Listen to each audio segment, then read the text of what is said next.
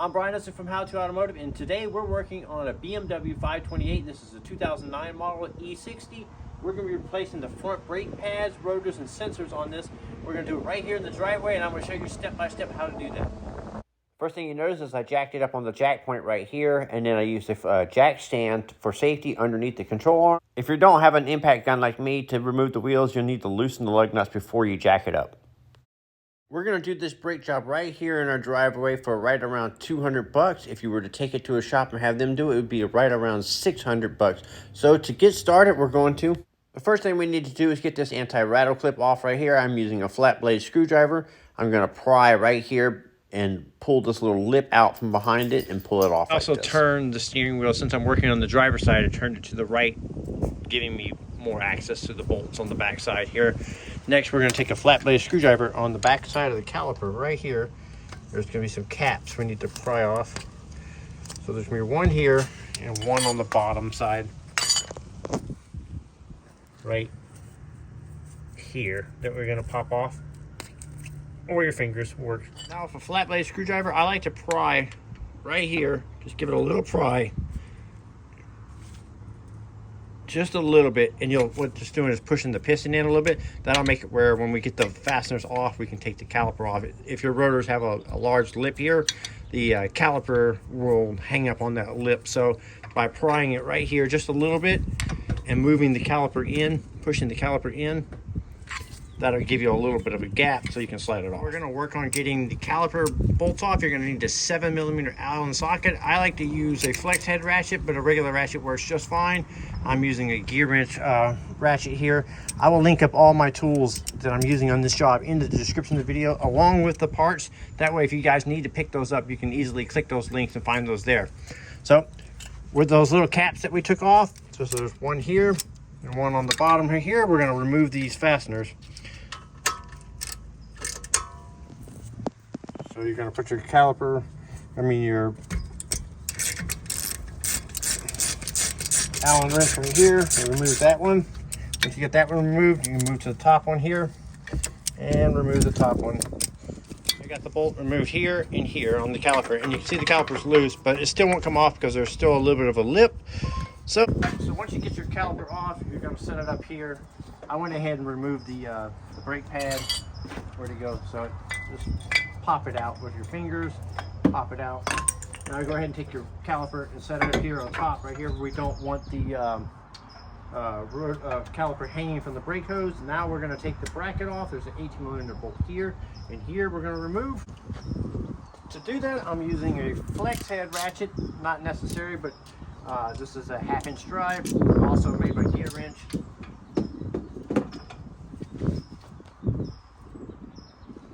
Once that free, I'm here in Southern California. There's like zero rust on this vehicle, so I'm not worried about penetrating oil or anything like that. But if you're on the East Coast somewhere, you might want to spray these with some penetrating oil to help get this off. So the brake caliper bolt here is kind of in the way a little bit of the head of the ratchet. So I'm going to put a little extension on the top one here to help give me some clearance, better angle, and go ahead and remove that. If you have impact tools like this, you can definitely get back there, bust those out. I'm doing it with hand tools to demonstrate how you guys could do this right there in your driveway with minimal tools. This is a 1/2-inch drive, a 3/8 drive ratchet, and should be able to bust these off. Between jacking it up, taking the wheels off, and doing this whole thing, it's going to take you 1.5 to 2 hours to do this, especially if you've never done it before. For around $200, if you were to take this to a shop, like I was saying, this would be about $600, maybe a little over $600 that you would pay. So for the price of the tools, if you had zero tools, you could go buy the tools and do this yourself and still come out ahead. So put the bolts right here. We're gonna clean this bracket up, so put this aside for now. Now we need to get our rotor off. Now there's gonna be a I believe it's a 5mm Allen screw here. We're going to remove that, and then the rotor will pop off. I believe it's a 6mm Allen. Like I said, I don't live anywhere rusty, so this is all coming apart super easy. Got a little ball peen hammer.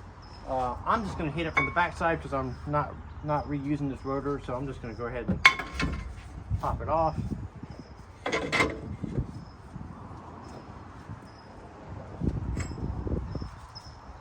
Clear it out of the way. Now, here's the important part. The hub here, if it's got any rust or buildup on it, you need to clean this off and make it nice and smooth and flat. Mine's actually got a little tiny bit of surface rust, but it's actually pretty flat and smooth. I'm just going to hit this with a little wire brush real quick and then knock off any surface rust.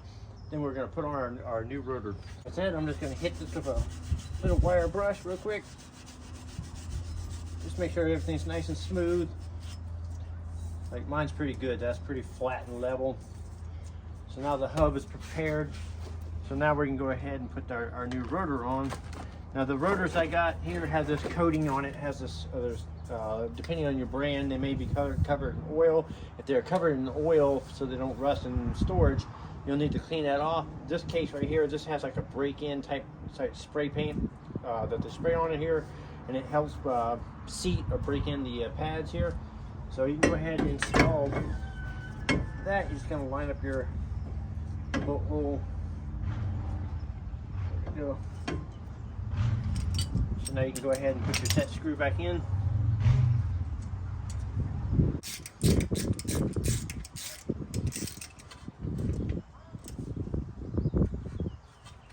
All right.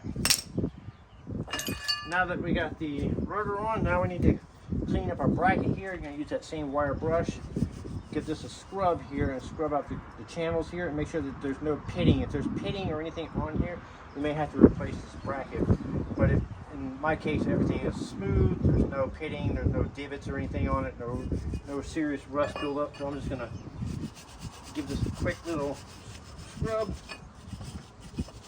like so.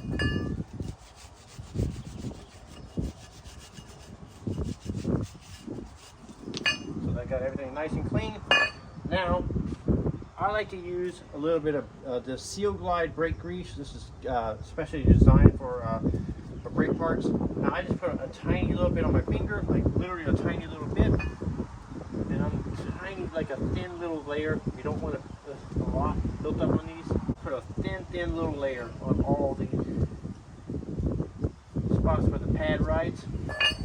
And I mean really thin. Because if you put it on too thick, it'll build up with the brake dust and actually cause the pads to stick or not slide. So just a super thin layer. Like it's like super thin. Now we can go ahead and start our fasteners. Now these have like little lockers on here. If you notice from the factory, there was no thread sealer on there, so I'm not going to use it. We're going to go ahead and put these back on, start these, and then we'll torque these down to 81 foot-pounds.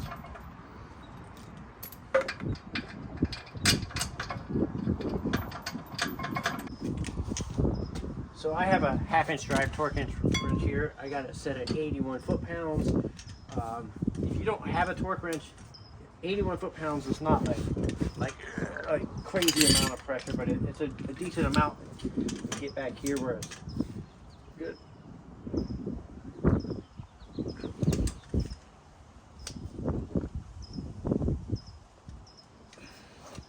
So that's about 81 foot-pounds right there. So I had to, I had to pry up on a decent amount. Nothing of that, like I can curl it, so 81 foot-pounds, you can do it. If you can't, you can pull your back with your lats.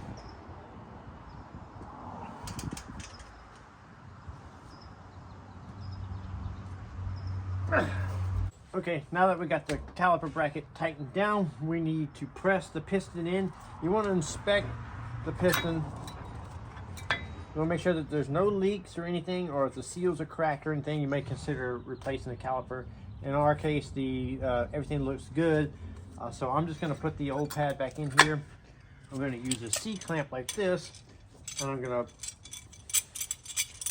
apply the C-clamp in here and press the piston back into the bore here.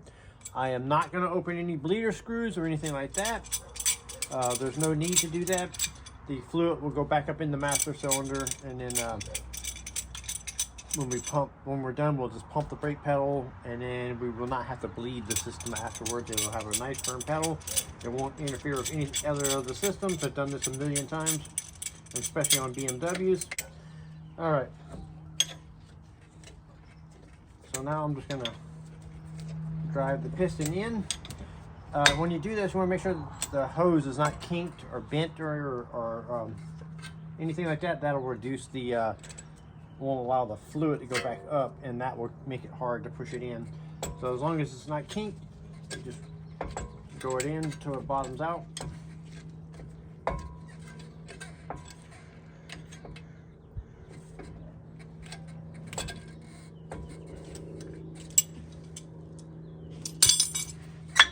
Pull out your old pad here. You should have the sensor on it. We're going to be replacing the sensor, so I don't care if you break it or not. Just pull it off. Pull it off right here. And we'll change that out in just a second. Now what we're going to do is go ahead and put our new pads in place. Our inner pad here. Take a little bit of our Seal Glide. Like I said, I'll link this all up in the description. You're going to put a little bit on the back side. And this is going to lubricate this area right here. It'll help reduce grease. Now, you want to make sure you don't get any of that grease on the front pad here, so you want to be careful with your fingers. Now you can go ahead and install this into the piston. You may have to squeeze the little tab a little bit to get them to go in, but usually you just line them up and just give them a press, and they'll go in just like that. Now we're going to take the outer pad. The outer pad only has the 2 prongs. The inner pad has the 3 prongs like that. Same thing. We're just going to put a little bit of grease on here. You don't need a lot, just a little dab will do, and spread it around like so. Line it up with our inside caliper here. Put them in just like that. Now here's the important part. We're gonna take the guide pins out. We're gonna lube these all up here in a second. So go ahead and slide these out. For now, we can go ahead and put the caliper back on. So you'll slide that on like that. Now we can wipe off and lubricate our pins here. Slide them back in.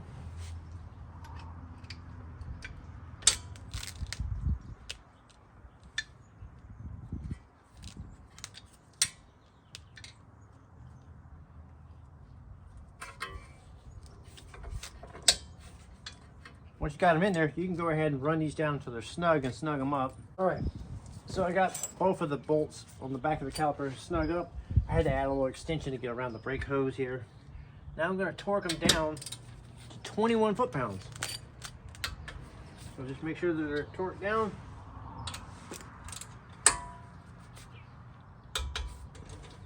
There you go. Now that they're torqued down, you're going to take the plastic caps here, put those back on. Like that. Now we're going to take the little clip here, or bracket, or anti-rattle clip here, and we're going to put that back on. All right, so you're going to take these little ears, and they have to go on the back side here and here. There you go. There you go. Now we can pop out our brake pad wear sensor here. Pop it out of the hold down on the back here. Pop the door open. Hopefully you can see this. Pull the sensor out. Now you're going to squeeze the tab, pull it off, and now you can take your new sensor and install it.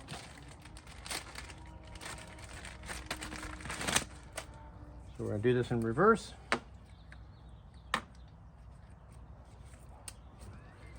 Go ahead and put that in.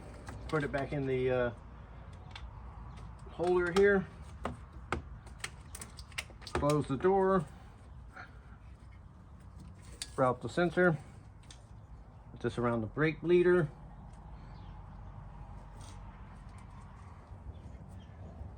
And then this will plug into the pad. So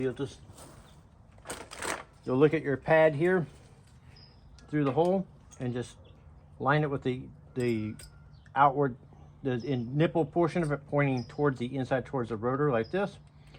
So once you get it lined up, you'll just press it in, and there's some clips on the side that hold it in. All right, that's pretty much how you do that to your brake job. It's the exact same process on the opposite side, minus you do not have a pad sensor on there. So everything is exactly the same on the opposite side, minus the pad sensor. So I showed you the hard side first. Now we're just going to throw the wheels on and torque it. All right, so I got the wheels on. The lug nuts are running until they're snug. We're going to lower it down, and we're going to torque it to 103 foot-pounds with the torque wrench. One of the things I wanted to point out is when you're done with your brakes, you need to pump the brake pedal until you get a nice firm pedal before you drive it. Don't put it in gear without pumping that brake pedal. Another thing I wanted to point out is because the coating that they put on the rotors here, it's going to sound like it's metal to metal the first couple of times you hit the brake pedal until it wears that coating off. After that, it helps break the rotor and pad, helps them seat together. So after that wears off, then it'll sound like normal. It'll brake like normal. So just so you're aware, when you first hit the brakes, it's going to sound like it's metal to metal. It's normal. Don't worry about that. So I'm going to go ahead and pull the jack stand out, lower the vehicle down, and torque the wheel, and that'll complete the job. I'm Brian Eslick from How to Automotive. I'd like to thank you guys for watching and encourage you to subscribe for more valuable videos like this. Thank you again for watching.